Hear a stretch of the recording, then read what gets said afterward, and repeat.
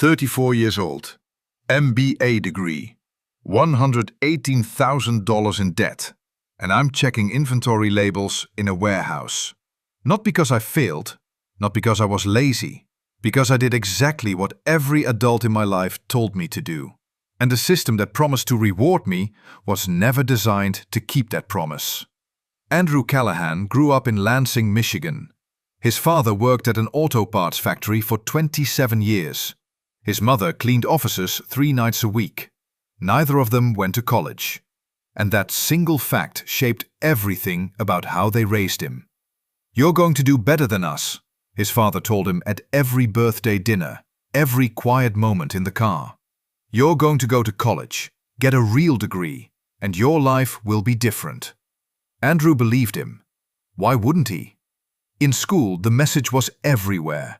Posters on classroom walls, guidance counselors who handed out college brochures like doctors hand out pamphlets, as if the answer were already decided and the only question was which version you choose.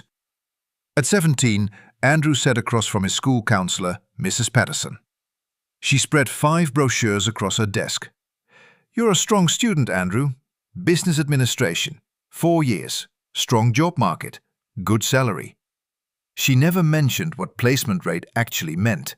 She never showed him a loan amortization table. She never asked whether the return justified the investment. She handed him a brochure. His parents cried when he showed them. Nobody asked the hard questions, because nobody was paid to ask them. At 18, Andrew enrolled at a mid-tier state university. Tuition, housing, books, $21,000 a year. Federal loans covered everything his family couldn't. He studied hard, graduated with honors at 22, GPA 3.7, business administration, and $43,000 in student loan debt. The job search began. 60 applications in 3 months, 4 interviews, 1 offer, a junior analyst role at a staffing agency, $36,000 a year. He took it. 6 months later, his manager pulled him aside.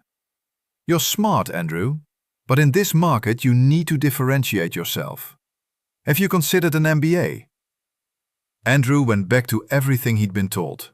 He applied, got in. 2 more years, $60,000 more. At 26, his total debt was $118,000. The interest rate was 6.8%. Every single day, including weekends, including holidays, that debt grew by $21.97. Nobody told him to calculate it that way. The MBA interviews felt different. Conference rooms, serious nods. Impressive background, we'll be in touch. They were never in touch. The pattern was always the same. They wanted an MBA and 5 years of relevant experience. Andrew had the MBA. He had 2 years filing documents at a staffing agency. That gap disqualified him from every role his degree was supposed to unlock. One recruiter told him the truth. A third-party headhunter with no reason to be polite. "Andrew, an MBA from a non-target school gets you into the interview room. It doesn't get you the job." The people getting these roles either went to a top 10 program, already had the experience, or knew someone. Which one are you? He was none of them. He took a temporary logistics coordinator position to get his foot in the door. That was 8 years ago. The door never opened. Today, Andrew earns $47,000 a year. His monthly loan payment is $890. At his current rate, he will be paying off that debt until he is 54 years old, paying a total of $193,000 for a $118,000 loan.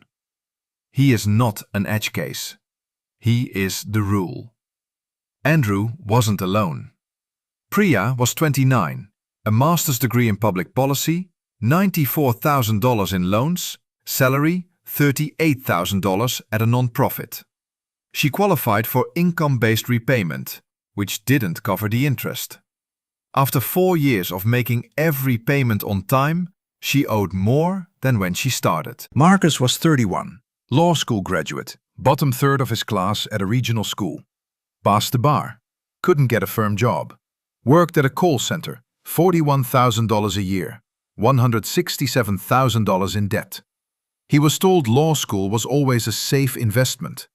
The people who told him that had already paid off their loans. Two people, two different fields, two sets of advisors and career offices, two debts growing quietly in the background. This was not bad luck.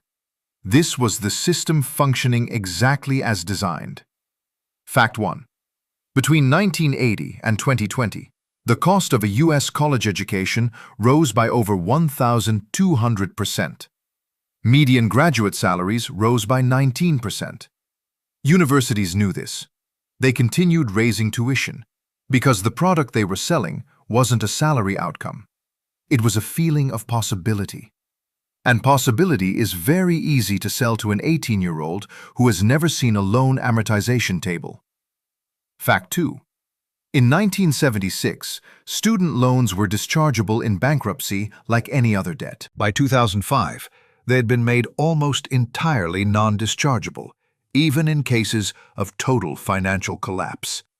This was lobbied into law by the financial institutions that service student debt. The guidance counselors never mentioned it. The loan paperwork buried it in paragraph 11. Fact 3. An MBA from a non-top 10 school provides a statistically marginal salary advantage in most industries, less than $8,000 per year on average outside finance and consulting. At $80,000 in costs, the break-even point is over a decade away. This data existed when the programs were being sold. It was not in the brochures. Fact 4. The fastest-growing, highest-paying entry-level jobs today, software development, data analysis, UX design, digital marketing, overwhelmingly don't require a degree. They require skills. Skills that can be learned in 6 to 12 months for a few $100s. Universities charge $40,000 to $120,000 and often still don't teach them. Fact 5. Mrs. Patterson's performance review included how many students she placed in 4-year programs.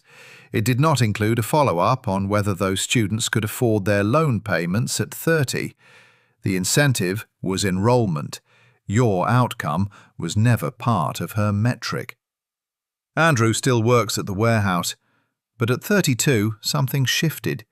He started watching free programming tutorials online, Python, SQL, a $29 course on data analysis, 2 hours every night at the kitchen table, the same table where his father used to say he'd do better. After 8 months, he built 3 small projects and put them on GitHub. A recruiter from a tech startup found his profile and reached out. They hired him, first part-time, then full-time. He now earns more from that work than from his logistics job. He is transitioning out of the warehouse by the end of the year. The MBA didn't do that. The $118,000 didn't do that. 8 months of self-directed learning, costing less than $200, did that. The degree on Andrew's wall cost $118,000 and took 6 years. The skill that changed his life cost $200 and took 8 months. Nobody in school told him that was possible, because if they had, he might not have enrolled. If someone told you a degree was the only path forward, they had a reason, and that reason had nothing to do with your future. Were you taught the same rules? Tell us in the comments below. Subscribe, because the truth doesn't advertise itself.